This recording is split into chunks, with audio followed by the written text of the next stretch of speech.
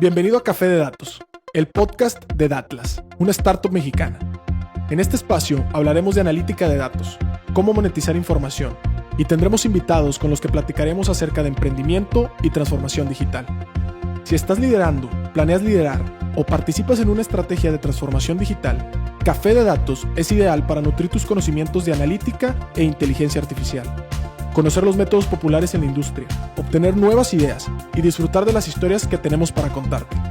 Porque los datos van mejor con café. Tal como están, bienvenidos a un episodio más de su podcast favorito de analítica, Café de Datos, desde el Monterrey Digital Hub. Me acompaña justamente como coanfitriona de este episodio una colega del equipo de Atlas que ya han escuchado en episodios pasados, no es su primer episodio. Entonces, Paola, ¿qué onda? ¿Cómo estás? Bienvenida.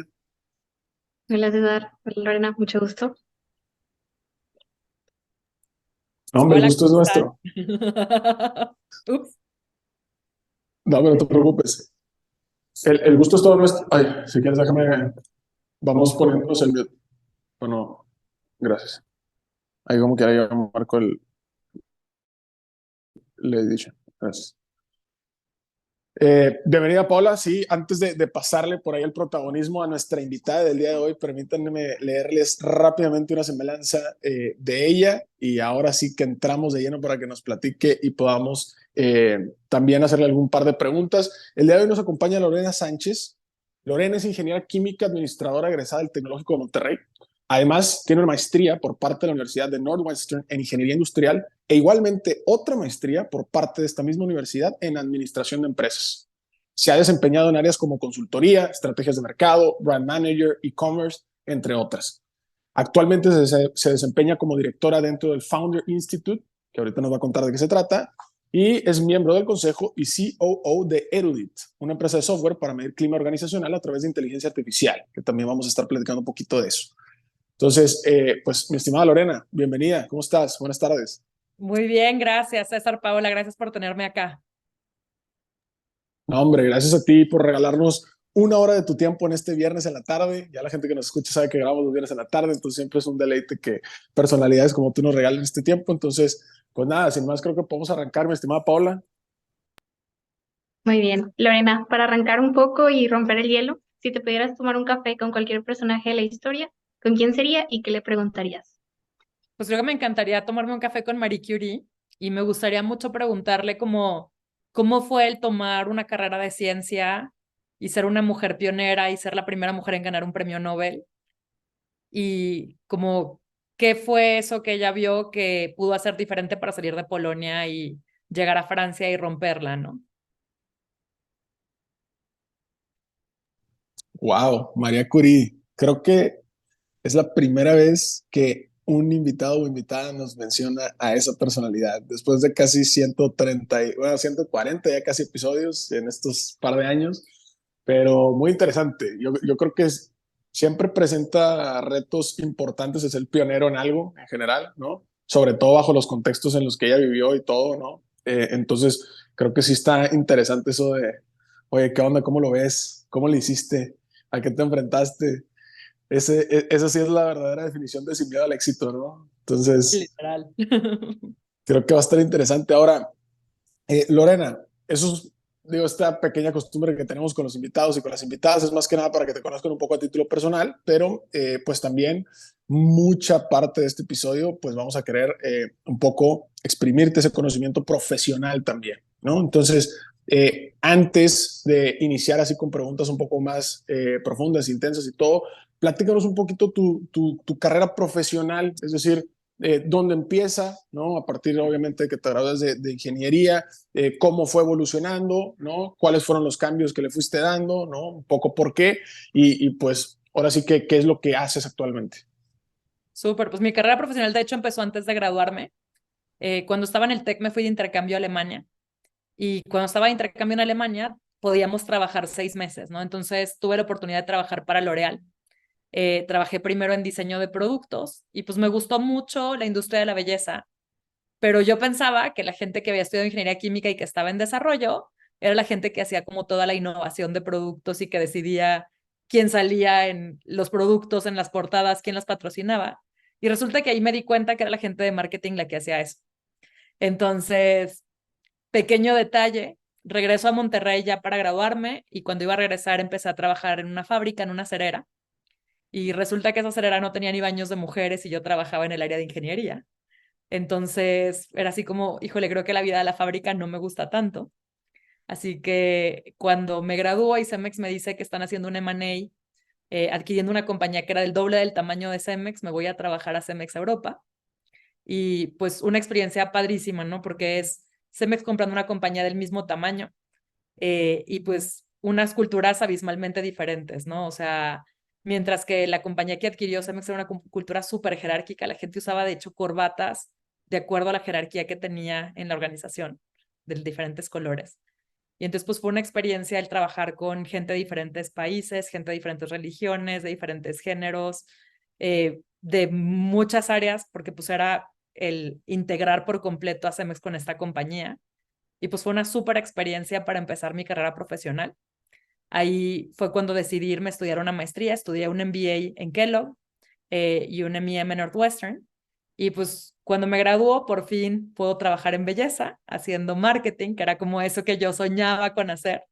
Entonces me voy a trabajar a la Quinta Avenida L'Oréal, otra vez a L'Oréal, y trabajé para Lancôme. Me tocó lanzar perfumes como la Vie Belle de Julia Roberts o hacer cremas como Genifique o Visionnaire a nivel mundial y pues fue una experiencia muy interesante, ¿no? Yo les digo que era mi otro MBA, que es mi Master in Beauty Administration, pero pues a mí como que volteaba y decía, bueno, esto de lujo está padre, pero América Latina es más como de venta directa, como que crear marcas y construir marcas es algo que todavía en América Latina es como no tan común. Entonces me fui a Brasil a trabajar para Natura. Natura es la compañía que hoy maneja también Avon. Y pues fue también otra experiencia, ¿no? Porque fue desde aprender portugués, porque las reuniones casi todas eran en portugués, aprender pues mucho de la cultura brasileña a través de una marca que se llama Ecos, ¿no? Que era como una marca inspirada en el Amazonas. Y pues de ahí darme cuenta que en venta directa marketing no es tan importante, que lo importante es el canal de venta. Entonces de ahí me cambié a trabajar en ventas. Me fui a vivir a Buenos Aires y entonces desde Buenos Aires manejaba todos los países de la región, desde México hasta Argentina. Y pues ahí fue cuando empecé una carrera más regional en América Latina. Y justo estando en Natura, voy a hacer un proyecto a México y cuando llego a Ciudad de México me dicen de Rocket Internet que si me interesa llevar belleza para el Challenger que iba a ser el Amazon de América Latina, que se llamaba Linio, ¿no? Yo no tenía ni idea de qué estaban haciendo. Para que se den una idea, me entrevistaron en una casita en Polanco con una mesa de Coca-Cola, o sea, de esas de plástico. O sea, se veía cero legit, pero la verdad es que la oportunidad sonaba súper divertida, esa visión de construir una tienda en línea para América Latina, para poder democratizar el acceso a diferentes productos y bienes en el mercado. Y pues el reto de construir un equipo, de tener por fin una posición de liderazgo donde ya no nomás un jefe me dijera qué tenía que hacer, sino yo hacerlo y ser responsable por eso, pues sonaba muy interesante. Así que me fui a Linio, me mudé a Ciudad de México, no conocía a nadie en Ciudad de México porque pues yo soy norteña, soy de Torreón. Y entonces pues fue como esta aventura de ir construyendo una empresa de tecnología cuando todavía no era sexy emprender, cuando todavía no era sexy hacer tecnología y cuando todavía no había gente que te pudieras robar de otras compañías para hacer tecnología. O sea, era literal sacar a chavitos de la carrera en cuanto se iban graduando y ver si tenían ese perfil o esa madera para poder aprender en la marcha. Y pues bueno, me quedé ahí hasta que vendimos la compañía. Después de venderla hice un par de emprendimientos. No funcionaron, entonces me fui a Rappi. En Rappi me fui a llevar productos nuevos. Entre ellos me tocó lanzar Paga con Rappi, que era como un Apple Pay de Rappi. Súper interesante porque fue moverme más al lado fintech, aprender a construir software, a vender software as a service, un poco diferente de lo que yo hacía en línea. O sea, en línea empecé llevando belleza, pero de ahí crecí a llevar todo comercial para todo el grupo, o sea, desde México hasta Argentina y todo operaciones para todo el grupo. Entonces, diferente, de ahí me fui a llevar marketing a Story. Story, pues ya saben, es una tarjeta de crédito, entonces también bien diferente el cómo hacer la adquisición de usuarios, consumo, otra vez algo parecido a lo que había hecho en L'Oréal, pero diferente con todo el pedazo de adquisición digital. Y de ahí pues me vine a Erudit y pues en Erudit hacemos software Y pues este software básicamente lo que hace es que ayuda a que los líderes puedan tomar mejores decisiones. Es como un Google Analytics, pero de personas. Entonces, eso es lo que hacemos usando inteligencia artificial. Y pues a la par, hace más de 5 años me traje junto con Toño, mi socio, Founder Institute a México. Y entonces, pues Founder Institute es una incubadora y una aceleradora presemilla, la más grande del mundo. La fundó un cuate que se llama Deo Resi, que era el roommate de Elon Musk en Wharton, sale de hecho en los libros de Elon Musk. Fueron co-founders en su primera startup.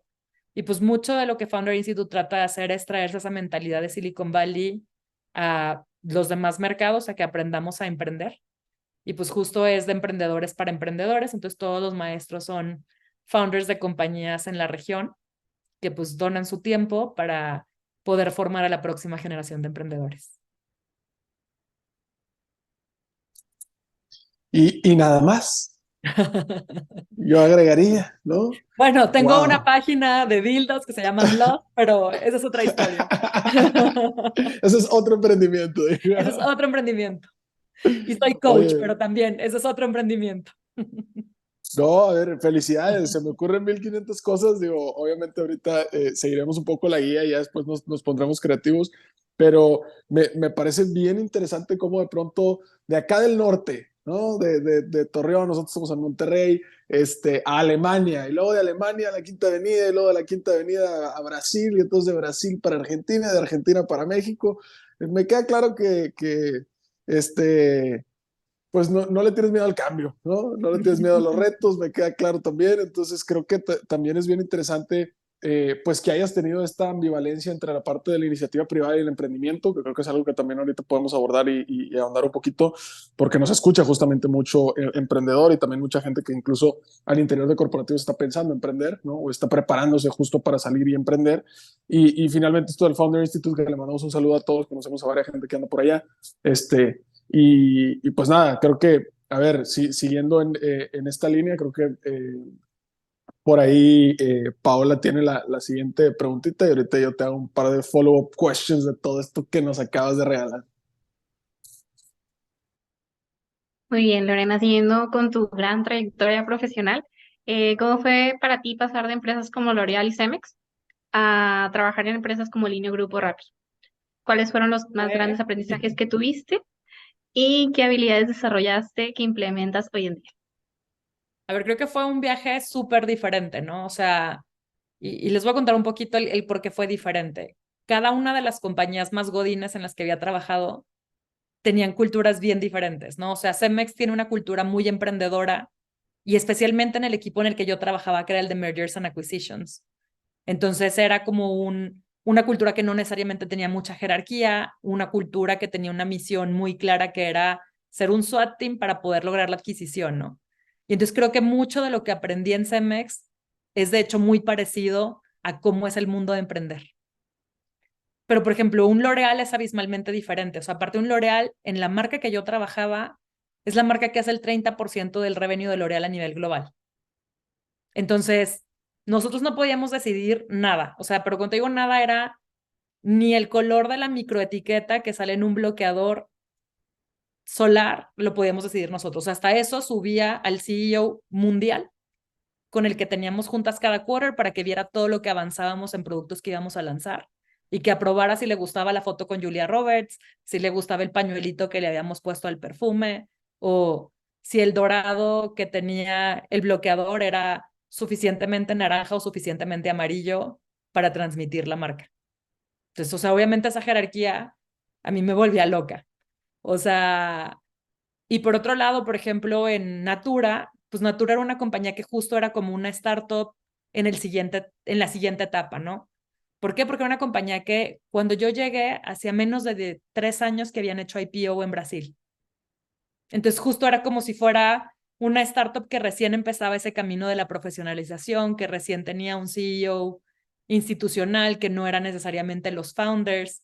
Entonces, pues ahí como que justo eso te va diciendo que yo era más emprendedora que más godines.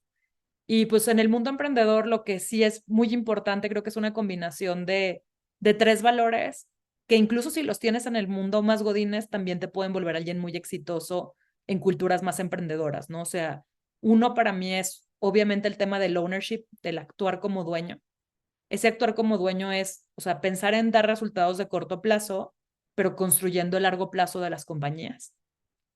Lo segundo es ser muy consciente de qué es lo que mueve la aguja, ¿no? Y sobre todo qué es lo que mueve la aguja rápido. Y eso es algo que pues yo le hago mucho hincapié siempre a mis equipos, ¿no? Es como en un día tú tomas 25 llamadas o tienes 25 juntas o 20 juntas.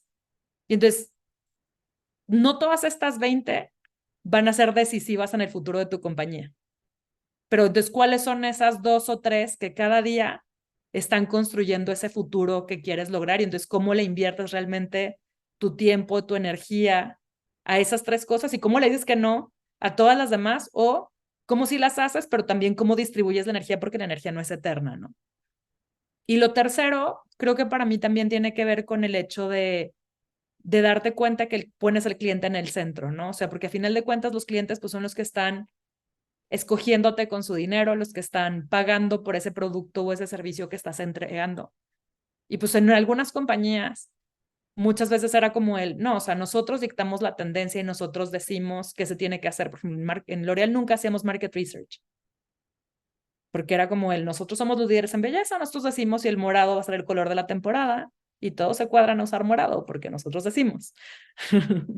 Entonces, pues creo que eso funciona bien en algunos mercados que son más de tendencia, pero pues si aparte tienes en cuenta las necesidades del consumidor, pues podrías vender más, ¿no? Por ejemplo, no había muchos foundations para pieles que no fueran caucásicas, ¿no? Entonces, pues eso era un problema. O el skincare, pues está hecho pensado en rostros caucásicos. El pelo, todos los shampoos están pensados en mujeres rubias. Y pues no necesariamente las rubias hacen la mayoría de la población, ¿no? Y menos en nuestros mercados. Sí, oye, y aparte, a ver, acabas de decir algo que me vuela mucho la mente y que creo que hemos discutido incluso nosotros en algunos paneles, en conferencias y todo, que es como de pronto esta ambivalencia entre decir algo que es muy céntrico, ¿no? O que depende mucho de esta parte de la toma de decisiones y algo que a lo mejor es muy empoderado, ¿no? Muy emprendedor, muy do it yourself y todo este asunto, pero que ambas formas de trabajo, dadas ciertos contextos o circunstancias o lo que sea, son igualmente exitosas o son exitosas, ¿no? Para no equiparar a nadie contra otro, ¿no? Que no me tiren fuego a nadie, ¿no? Pero que son exitosas, ¿no? Entonces, en este sentido, digo, a ver, me queda muy claro qué cosas te gustaban de una de otra, pero ¿crees que a lo mejor una misma empresa tendría que transicionar en este sentido de pronto de ser a lo mejor muy empoderada, muy abierta, muy emprendedora a este tema centralizado? ¿O crees que es algo que culturalmente a lo mejor en estas empresas estuvo desde el principio? Es decir, a lo mejor en estas empresas que estaban centralizadas como que desde el principio estuvo centralizado y fueron creciendo y entonces así lo hicieron. O crees que sí en una sola empresa pudiera haber esta transición entre la parte de centralización y descentralización? Es que, a ver, creo que tiene mucho que ver con las funciones en las que estás y con el tipo de compañía en la que estás. Por ejemplo, en un Rappi, donde el tomar decisiones rápido porque tienes 7 minutos para encantar a un cliente, o sea, si le estás mandando una hamburguesa en turbo a un cliente o si le estás mandando una coca en turbo, tienes 7 minutos para hacerla o cagarla. Entonces, si le tienes que preguntar al jefe del jefe del jefe del jefe del jefe, you're right, no vas a entregar ese wow moment que quieres para el cliente. En cambio, un L'Oreal que se tarda 2 años en pensar si va a ser un perfume y luego 4 años en desarrollarlo, tienes 6 años para corregir el curso de algo. Entonces funciona el que tengas un chain of command tan definido y que también, o sea, eso le sumas pues la cultura de origen de las compañías, ¿no? O sea, L'Oréal tiene una cultura bien francesa. O sea, en una reunión tú llegas y no llegas a convencer a la gente, tú llegas a seducir a la gente. Que la seducción es algo muy importante y muy de la cultura francesa y que aunque estuvieras en L'Oréal en Nueva York, la seducción estaba ahí. Y que, por ejemplo, si volteabas y pensabas en una compañía como un Cemex, pues era una cultura más frontal, más regia, más vamos a ensuciarnos, vamos a darle. Y que, o sea, Rappi es una cultura también muy parecida en ese sentido, ¿no? O sea, los founders son 4 caleños que están locos, que son bien mal hablados, que empujan, que no toman un no por respuesta. Y entonces, pues eso también va moldeando, o sea, a final de cuentas, las compañías toman la personalidad de sus founders.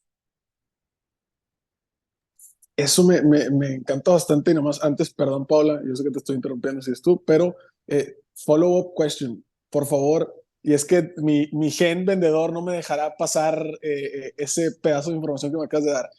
Cuéntame, porque yo tengo cero experiencia en eso, ¿cuál es la diferencia entre convencer y seducir?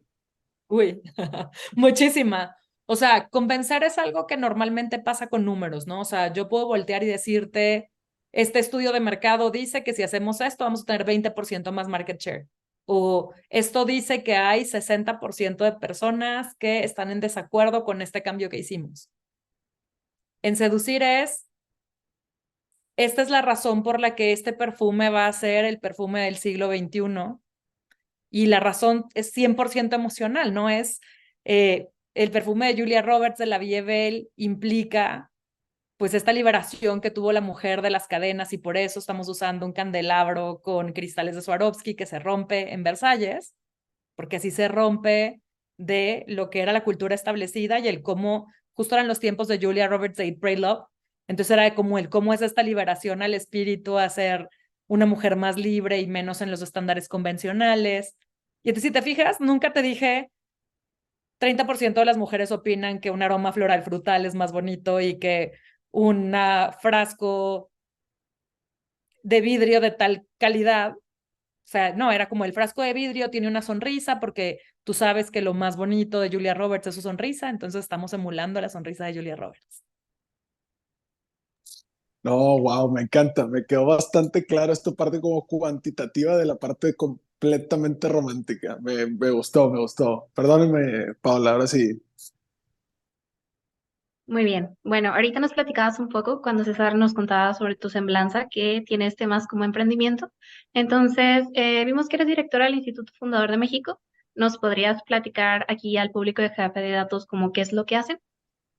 Sí, pues justo en Founder Institute ayudamos a emprendedores de etapas muy tempranas, o sea, presemilla, que estén desde que tengan una idea hasta antes de que levanten una ronda de capital institucional. Esto quiere decir que un fondo de capital es de dinero. Si les dieron dinero a ángeles, no hay problema. Y básicamente lo que hacemos es que a lo largo de 14 semanas los ayudamos a construir sus compañías. Y esa construcción de compañías implica normalmente el que tengan todos sus papeles en regla para que les puedan invertir capital, porque obviamente no te pueden dar capital con un reciclo en tu cuenta personal. Lo segundo que hacemos es pues todo el tema de qué tiene que pasar desde el punto de vista de producto y que puedas tener tus primeras ventas, ¿no? Para que puedas tener un caso más compelling de por qué eso que estás construyendo resuelve un problema o una necesidad que los clientes tienen y aparte que están dispuestos a pagar por ella, ¿no?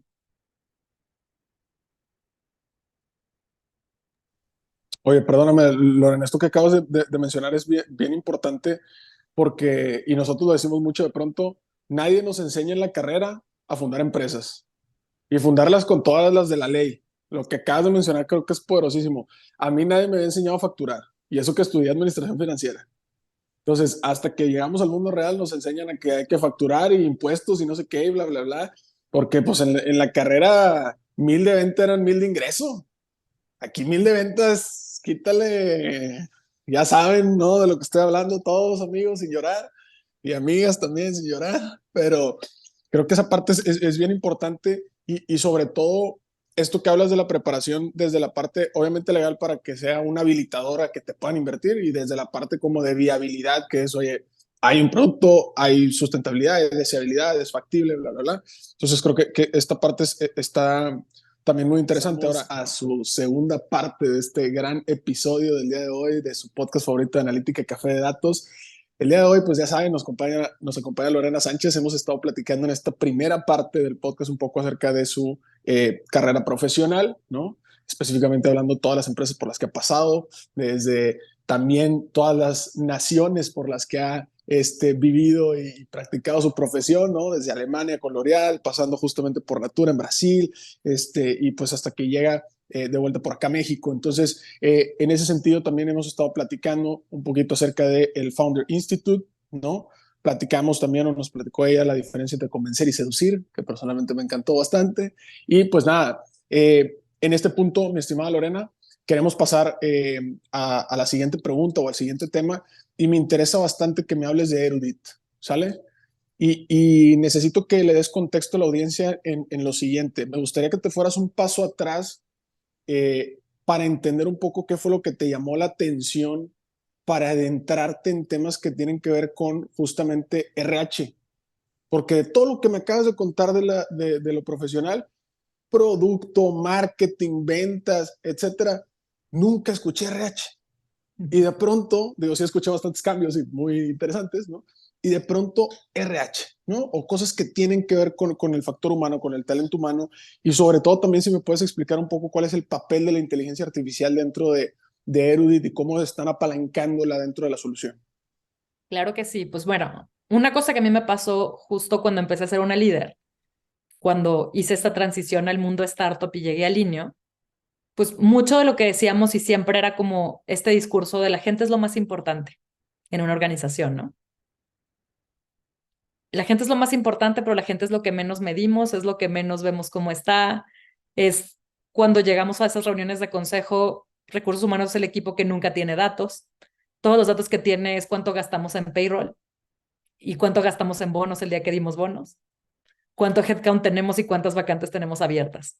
That's as much as it gets, ¿no? Y parte del problema es que el que una empresa tenga resultados fuera de la regla, fuera de la norma y fuera de serie, depende precisamente de la gente. O sea, que tenga resultados buenos depende del producto, pero que tenga resultados extraordinarios depende de la gente.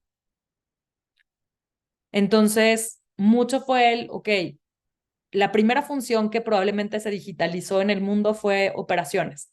¿Por qué? Porque era la función que tenía que ver con los costos. O sea, si se fijan, ¿cuál fue el primer software más o menos grande que hubo que se vendía como un software as a service? SAP, que eran los ERPs, y los ERPs básicamente que controlaban los costos. Y eso fue como el nombre del juego de los 2000. El nombre del juego en el 2010 fue ahora vamos a controlar las ventas. Ya sabemos cómo estamos gastando, ahora hay que controlar cómo vendemos, ¿no? ¿Y qué pasó? Yo en mis tiempos en L'Oréal gastábamos un montón de dinero en Vogue y en spreads en revistas. Y de repente, pues llegaron Google, Meta, TikTok a darnos datos que no teníamos de las revistas o de la tele o del cine, en los que también invertíamos. Y entonces, ¿qué pasó? Que el equipo de marketing dejó de ser un equipo de puros diseñadores y gente creativa y empezó a ser equipos de datos. Y entonces, ¿cuál es la transformación que yo creo que viene para los 2020, ¿no? O sea, pues justo el cómo medimos a la gente y cómo hacemos esa transformación también en recursos humanos, a que la gente que maneja a la gente también vea números y datos. Entonces, en Erudit lo que hacemos es que tenemos un modelo propio y que nosotros entrenamos con diferentes definiciones de cómo son los comportamientos humanos en una organización, y con eso somos capaces de medirlo como si hubiera habido un psicólogo organizacional detrás haciendo ese análisis, ¿no? Entonces, ¿qué ocurre? Que nosotros nos conectamos a una cosa que se llama los data lakes, que básicamente es nos conectamos a la información de los chats de Google o de Slack o el Teams, nos conectamos a los mails de Outlook, de Gmail, y con eso podemos ir a las conferencias de Zoom, y con eso podemos saber cómo está el clima en una organización. O sea, ¿qué me refiero con saber cómo está el clima en una organización, no? Nosotros medimos 3 vectores principalmente, y luego de esos 3 vectores pues hay submétricas, ¿no? Un vector es cómo está la persona consigo misma, otro es cómo está la persona con su entorno, y otro es cómo está la persona con las demás personas. Entonces, ¿a qué me refiero con cómo está la persona consigo misma, no? Si la persona se siente motivada trabajando en esa compañía, si se compra la misión, si se compra la visión de eso que dicen que están construyendo. El cómo está con su espacio es, por ejemplo, si la oficina le queda muy lejos, si le queda cerca, si la silla está cómoda, si está incómoda, si los escritorios son un gallinero, si no hay café, si no hay papel de baño en el baño, si el baño está sucio. Y luego el cómo se relaciona con los demás, que puede ser pares, jefes, subordinados, y que tiene que ver, por un lado, desde cómo son las relaciones que tiene en la organización. Por ejemplo, en Rappi y en Cemex yo te puedo decir que yo hice muy buenos amigos y que de hecho tomar la decisión de irme fue súper difícil porque era como, ching, voy a dejar a mis amigos. Ya no nada más era es que me van a pagar 3 pesos más o lo que voy a hacer en la otra compañía, sino esta conexión emocional que había con la gente en mi oficina, ¿no? Y súper diferente de cuando trabajas en oficinas donde, buenos días, el archivo así como me lo pediste, adiós, bye. Y entonces justo lo que hacemos con Erudit es dar datos al respecto, siempre datos agregados obviamente para mantener la confidencialidad y la anonimidad de los usuarios. Y pues, o sea, poder dar medidas de cosas que antes eran un radio pasillo, ¿no? Les pongo un ejemplo. Uno de nuestros clientes cambió su oficina de lugar físico. Y antes de Erudit, pues eso hubiera sido como un radio pasillo que como que a la gente no le gustó la nueva oficina.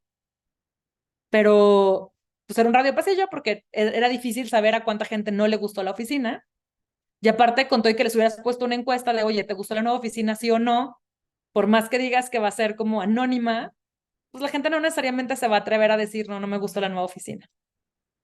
En cambio, con Erudit pudimos decir, mira, 60% de la gente de tu oficina no le gustó esa mudanza. Y 30% de la gente de tu oficina está considerando irse a otro empleo porque no le gustó al lugar nuevo a donde se fue la oficina.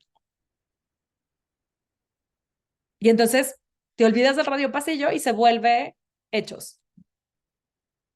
Hechos y números que te dejan tomar decisiones más asertivas, ¿no? Como por ejemplo, ese doble clic de por qué no les gustó la nueva oficina. Pues a lo mejor no les gustó porque ahora el tiempo de trayecto es más largo y no hay transporte público. Bueno, entonces a lo mejor te va a tocar poner combis que lleven a los empleados a la oficina o subsidiarles el Uber cuando regresan tarde o si quieres retener al talento, ¿no? Y si te quieres dar cuenta de lo que está pasando, porque pues a lo mejor también con eso rinden menos, están enojados. Wow. Acabo de justamente irme así mentalmente, imaginariamente, a incluso temas que a lo mejor puedes tener esa medición de temperatura de cosas que están incluso en planeación, ¿no? O sea, es decir, no necesitas que haya sucedido el cambio como para saber qué tan permeable va a ser, ¿no? En ese sentido, ante la organización, sino simplemente, oye, desde la parte de planeación, ¿no? Y ya vas midiéndole el agua a los camotes, como dicen en mi barrio, y a partir de eso, pues ya ejecutas de manera más inteligente.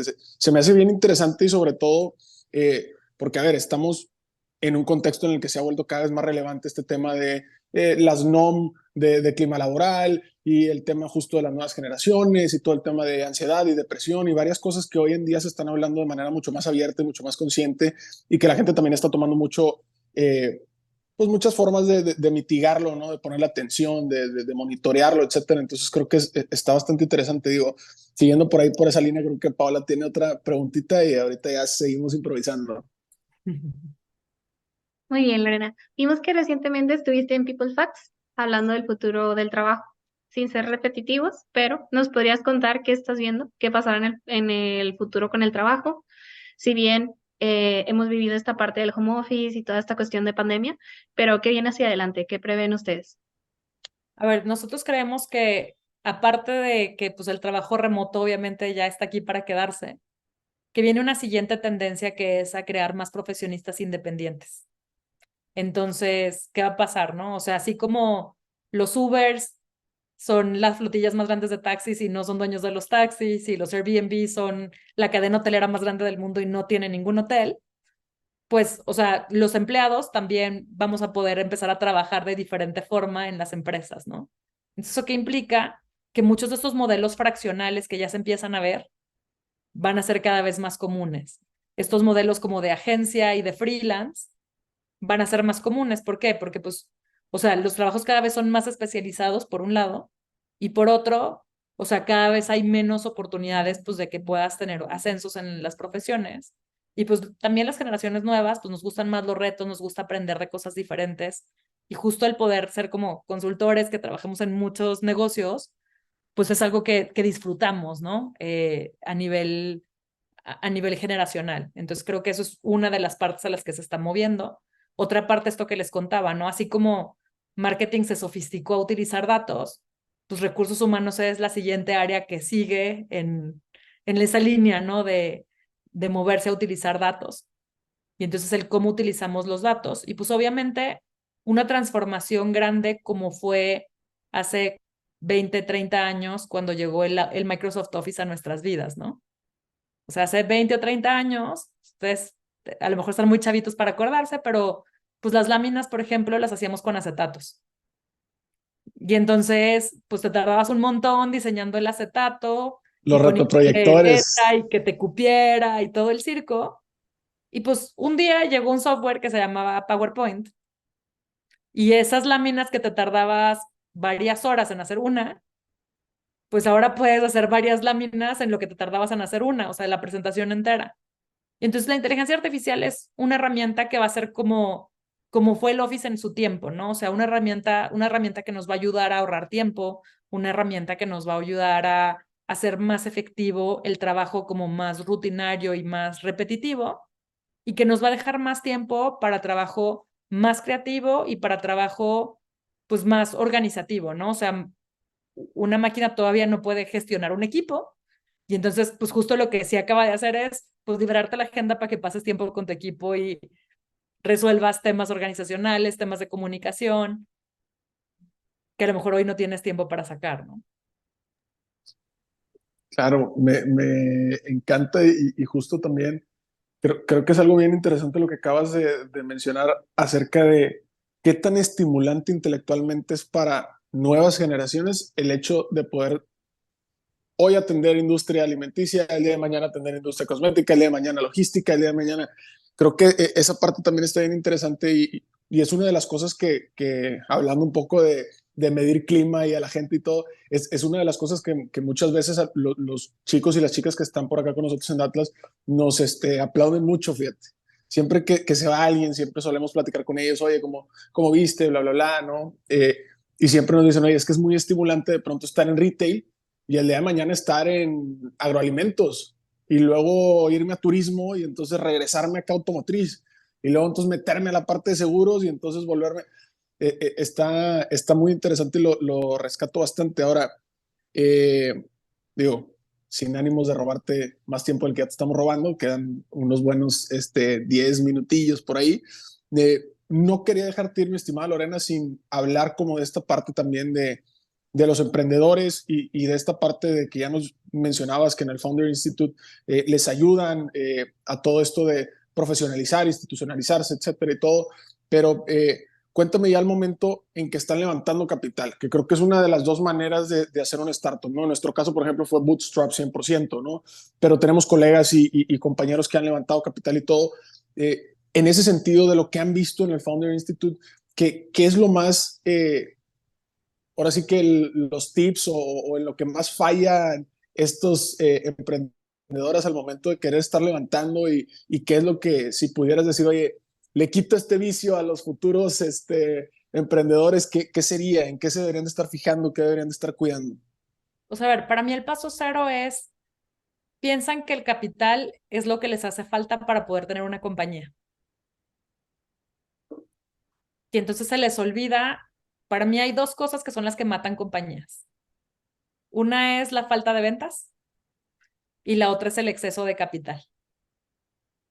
La falta de ventas es porque, a ver, si no venden, pues es porque el producto no tiene market fit o porque no están haciendo las cosas adecuadas para que el mercado acepte eso que están haciendo. Y el exceso de capital también mata compañías porque hace que tomes decisiones muy aceleradas para poder crecer y crecer a toda costa, porque pues estás en este vicio o en este ciclo de hay que levantar la próxima ronda y los inversionistas ya me están diciendo que cuánto dinero me queda y si me queda mucho dinero en el banco, entonces pues no pedí lo suficiente en la ronda pasada, pedí de más, entonces te va a ver mal, entonces hay que gastármelo, ¿no? Y entonces como ahí es donde son esas promociones de vamos a darte un iPhone gratis y de, o sea, que a ver, hoy me río, pero en línea lo hicimos mucho tiempo y en Rappi lo hicimos mucho tiempo y o sea también eran formas de crecer y de ir aprendiendo el cómo se fue haciendo la digitalización. También pues cada vez nos hemos madurado más como industria. Pero pues sí fue como un growing pain por el que hay que pasar. Y pues mucho de este ingenio, de esta inventiva, de ser founder, pues es el poder ver cómo le resuelves un problema a un usuario y si ese usuario está dispuesto a pagar por ese problema que tiene. Me encanta, me encanta. Muchísimas gracias. No podíamos dejar a los emprendedores sin su pedazo de conocimiento de tu parte. Muchas, muchas gracias. Ahora sí, mi estimada Paola, creo que estamos llegando al final. Unas últimas preguntitas y para que liberemos a Lorena. Bueno, Lorena, finalmente, ¿alguna recomendación de algún libro, de podcast, series, algo que le quieras dejar y compartir a la audiencia de Café de Datos? Pues a ver, ahorita estoy muy clavada con un libro que, bueno, libros creo que voy a darles tres, porque siempre doy uno, pero creo que para mí hay uno para cada momento de la vida, ¿no? Para los que están emprendiendo, para mí hay un libro que es así como la Biblia, y es un libro que se llama The Mom Test, que es como el examen de la mamá. Y pues es un libro que sobre todo te ayuda en estos temas de poder encontrar el market fit. Entonces, es un libro que es muy práctico de cómo poder llegar a esos productos que hagan realmente la diferencia en las vidas de los usuarios y que por ende puedas vender como pan caliente. El segundo es uno que pues tengo muchos años recomendando, que es de la corriente de coaching en la que yo me certifiqué, que es de hecho que es el coach de Simón Borrero, el founder de Rappi, y se llama Positive Intelligence. Es un libro que habla del cómo puedes entrenar tus pensamientos y tus sentimientos a mejorar tus acciones del día a día, con cambios muy chiquitos, incrementales, que pues hacen que tengas un pensamiento más claro y que por ende seas mucho más estratégico en cómo decides. Y mi libro favorito de este año, y que creo que se va a convertir en un favorito de los tiempos, es un libro que se llama Clear Thinking, que es de Shane Parrish, ¿no? Y este libro de Clear Thinking es del cuate que hace Farnham Street, que es un podcast que también escucho un montón que me gustaría recomendarles, que pues sobre todo entrevistan a pues, muchas personas muy influyentes, ¿no? Por ejemplo, a Charlie Munger, que se acaba de morir, que es el que lleva toda la oficina de inversiones de Warren Buffett, y pues a muchas personas que justo han tenido que tomar diferentes tipos de decisiones en su vida, y pues justo te da estos tips de cómo poder tener una cabeza clara, ¿no? Y cómo tener una cabeza clara a pesar de nuestro cerebro animal, en el que nos prendemos y el cómo podemos voltear y decir, a ver, si antes no te prendías en la edad de las cavernas, de eso dependía tu vida, pero en el siglo XXI, cuando ya hay Netflix, Rappi, Uber, Amazon, Alexas, o sea, ya no hace la diferencia entre que sigas vivo y perdure la especie o te mueras, ¿no? Y entonces este de Clear Thinking me gusta mucho porque trae muchos frameworks de cómo pararte a hacer mejores decisiones. Y hay una cosa muy interesante que dice que es como es bien diferente cuando las cosas pasan y tú tienes que tomar una decisión o cuando dejaste de tomar una decisión a cuando tú conscientemente haces una elección. Y entonces te va preparando en cómo hacer mejores elecciones en tu día a día desde los hábitos chiquititos. Entonces por eso me encantó porque es como de esos libros que son aparte capítulos cortitos para leer en la mañana cuando vas a hacer como tu escritura del día y a planear tu día, que son así 2, 3 paginitas, pero que te dejan pensando híjole, voy a poner esto en práctica hoy y vamos a mejorar un poquito incremental interest every day at a time, ¿no? Interés compuesto. No, genial, genial. Sí, muy financiero, ¿no? El de interés compuesto de 1% diario y ya al final del año vas a tener bastante más. Pero pues bueno, mi estimada Lorena, no te quitamos más tu tiempo. Muchísimas, muchísimas gracias por estar con nosotros. Nos quedamos con un montón de preguntas y cosas, pero pues bueno, siempre abiertos a segundas partes y esas cosas, sobre todo si nos podemos ver en vivo en algún momento. Entonces, pues muchísimas gracias por estar con nosotros, mi estimada Lorena. Paola, también muchas gracias por estar por acá. Y pues nada, nada más recordarle a la audiencia que tanto los 3 libros que acaba de mencionar Lorena como esta parte del podcast se los dejamos en la descripción del episodio para que no batallen y también para que se vayan preparando en enero. se lanza el primer reto de Datlas Academy para que se vayan introduciendo a todo lo que son técnicas de analítica de datos. Entonces, para que lo vayan a checar por ahí en redes, hay bastantes promociones y cosas que por ahí está lanzando el equipo de marketing, entonces para que aproveche también. Y pues nada, gracias al Digital Hub por dejarnos siempre estar grabando por acá. Lorena, Paola, que estén muy bien. Puedes seguir disfrutando de tu café y aprendiendo analítica de datos en nuestro blog con más de 180 columnas acerca de analítica, emprendimiento y transformación digital. Visita blogdatlas.wordpress.com y disfruta del contenido. Finalmente, no olvides suscribirte a Café de Datos, el podcast de la startup Datlas. Hasta la próxima.